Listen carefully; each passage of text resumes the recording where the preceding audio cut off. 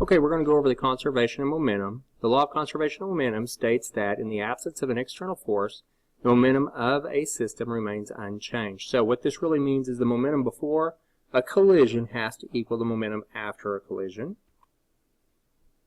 So the in a cannonball system, the momentum before firing a cannon is 0. So after, the net momentum, in other words, when you sum up all the momentums, is still 0.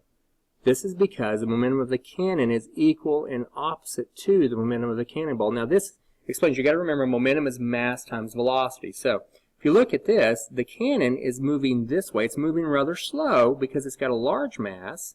So the mass times velocity in the negative has to equal the mass times velocity in the positive. Well, the reason why this is moving rather fast is because it's got a smaller mass. So if the momentum before must equal the momentum after, we can explain or expand the equation a little bit. Momentum before is mass times velocity before. Momentum after is equal to mass times velocity after. Now what you have to consider is it's all the momentums before and all the momentums after. So if you have multiple objects colliding, you have to keep that in mind. So momentum 1 plus momentum 2 before, all those could be before, has to equal momentum 1 plus momentum 2 afterwards. Now, there's a couple of different types of collisions. The very first type of collision, because that's what we're really going after, is collisions when we talk about momentum, by the way. When objects collide without being permanently deformed and without generating heat, the collision is considered an elastic collision. Colliding objects bounce perfectly in perfectly elastic collisions. The sum of the momentum vectors is the same before and after each collision. So what does this look like? Well, when a billiard ball collides head-on with a ball at rest, like this, the first ball comes to rest, and the second ball moves away with a velocity equal to the initial velocity of the first ball. So momentum is transferred from the first ball to the second ball.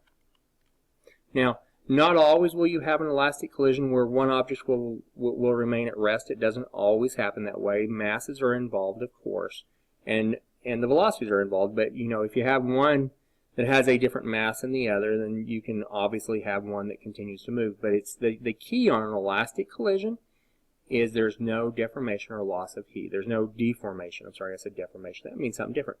Deformation. So here we have two billiard balls. This is sitting still. It's the same issue as we had a while ago, the same situation. It hits, and that one moves on.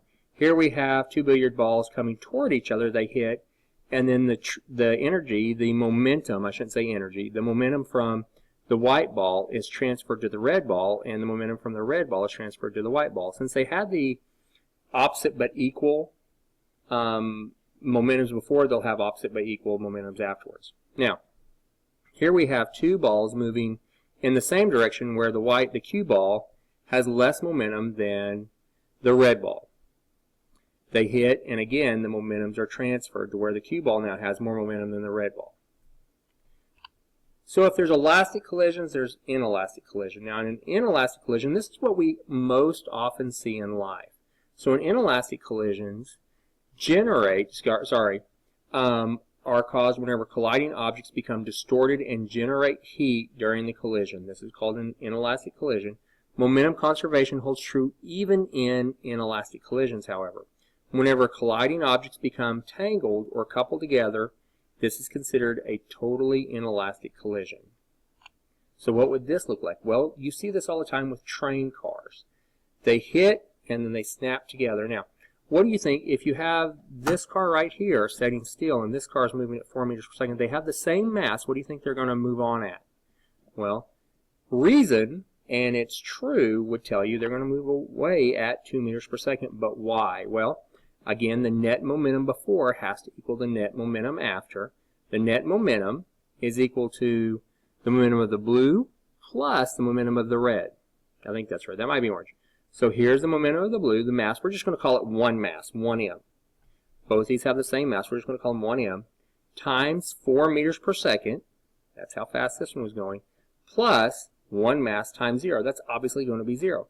Is equal to, now we're talking about after, so we're talking about this, is equal to 2 masses, 1 and 2, added together, just like with the bike and the rider situation yesterday, or with the worksheet you guys have been working on, times the velocity after. So whenever you add this up, well, 4 times m plus m times 0, this becomes 0, so it's just 4m is equal to 2m, so that means that this has to be 2 as well. So that's where we took the reason a while ago, and now you can see the math behind it.